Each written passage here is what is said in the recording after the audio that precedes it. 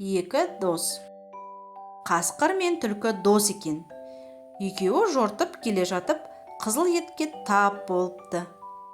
Қасқырдың мейірімі түсіп, сен жей ғой достым, депті түлкіге. Жоқ, сен же, депті ол.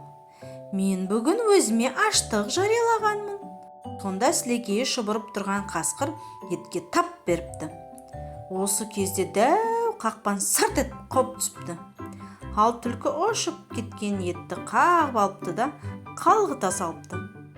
Сен жаңа ғана аштық жарияладым демеп пе едің, депті қасқыр. Мынадай семіз ет тұрғанда аштық жариялап жынды деймісің, деп түлкі жөнеле беріпті. Соңы.